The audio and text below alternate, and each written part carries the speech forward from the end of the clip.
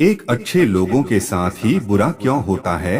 तो आई इस वीडियो में हम जानने की कोशिश करते हैं कि अच्छे लोगों के साथ बुरा क्यों होता है। जवाब हम जानने की कोशिश करेंगे गौतम बुद्ध के जीवन से जुड़ी कहानी से। गौतम बुद्ध के जीवन से जुड़ी कहानी से। गौतम बुद्ध के समय में उनका एक अनुयायी था जिसका नाम चिंतामणि था। वह बहुत ही अच्छा व्यक्ति था। वह लोगों को मदद करता, गरीबी को भी दान देता। वह बुद्ध द्वारा दिए गए सभी उपदेशों को अपने जीवन में पालन करता, जैसे कि चोरी नहीं करना, हत्या नहीं करना और झूठ नहीं बोलना। एक दिन की बात है जब वह साधन पूजा पाठ करके वह तालाब में नहाने गया। उसी रात इस गांव में कुछ चोर एक घर में चोरी करके भाग रहे थे। तभी गलती से एक चोर का पर किसी बर्तन से टकरा गया और उस घर के सभी घर वाले जग गए और सभी गांव वालों को पता चल गया कि गांव में चोर घुस गए हैं।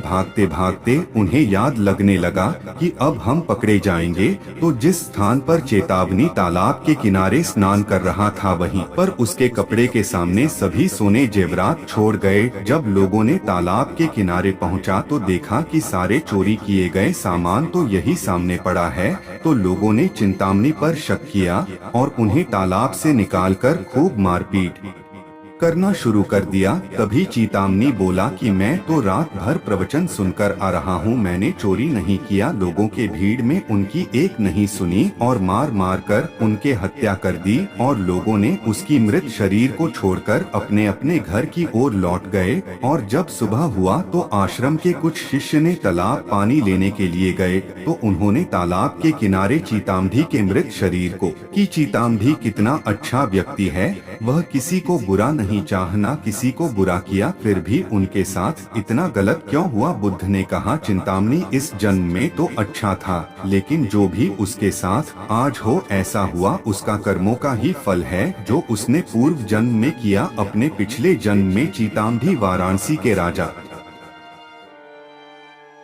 के यहाँ एक राज्य अधिकारी था। वाराणसी के यहाँ एक व्यावसायिक गांव था जहाँ पर पहुँचने के लिए एक जंगल को पार करना पड़ता था, लेकिन उसे जंगल में कुछ लुटेरे रहा करते थे। उसे जगह से गुजरने वाले सभी छोटे मोटे व्यापारियों को लूट लिया करते थे। तभी व्यापारियों ने वाराणसी के राजा से अपनी सुरक्षा के लिए गुहार लगाई। तो वाराणसी के राजा ने अपने उस राज्य अधिकारी को कुछ सैनिकों के साथ व्यापारियों को सुरक्षा देने के लिए कुछ धन लेकर सैनिकों को नियुक्त कर दिया। राज अधिकारी चिंतामणि भी अपनी पूरी ईमानदारी से व्यापारियों को सुरक्षा प्रदान कर रहा था। वह लोगों से कुछ धन लेता और सुरक्षित जंगल पार करवा देता। एक दिन की बात है जब एक पति पत्नी उस राज्य अधिकारी को बोलते हैं कि उसे सुरक्षित जंगल को पर करवा दिया जाए, लेकिन राज अधिकारी बोलता है कि तुरंत ही कुछ देर में अंधकार होने वाला है, वह सैनिकों की जान खतरे में नहीं डाल सकता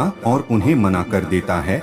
और राजाधिकारी उन दोनों को खाने पीने ठहरने की व्यवस्था कर देता है। उसे राहगीर की पत्नी बहुत खूबसूरत थी और उसकी पत्नी को देखते हैं रजाधिकारी के काम वासना की इच्छा हुई और उसकी नियत खराब हो गई। वह काम वासना के बारे में सोचता रहा। वह उन दोनों पति पत्नी खाने पीने की व्यवस्था तो कर दी, लेकिन वह उसकी पत्नी को पाने की तरकीब को सोचने लगा। उसको एक तरीका सूझा। उसके पास एक बड़ा हीरा था। उस हीरे को उस आदमी के बैलगाड़ी में रखे सामान में चुपके छुपा दिया और सवेरे होते हैं उन्होंने हल्ला मचा दिया कि उसकी सबसे कीमती हीरे किसी ने चोरी कर लिया। और तुरंत ही राज अधिकारी ने अपने सैनिकों को यह आदेश दिया कि तुरंत ही सभी व्यक्तियों को सामान की तलाशी लिया जाए, उसके बाद ही उसे आगे जाने दिया जाए। सैनिकों ने सभी की सामान की तलाशी लिए और प्लान के अनुसार उस बैलगाड़ी में ही उस पति पत्नी के सामान में ही वह हीरा पाया गया।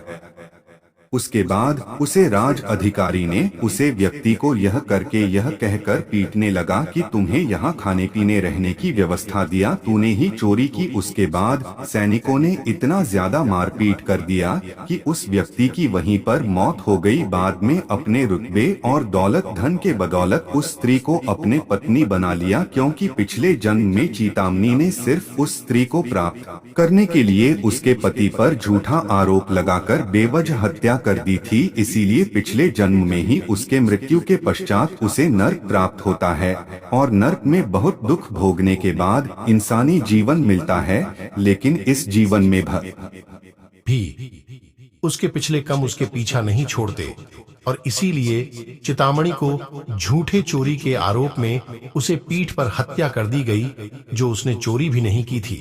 इसलिए बुद्ध यह अपने शिष्यों को बोलते हैं कि अपने आज के कर्मों को सुधारें।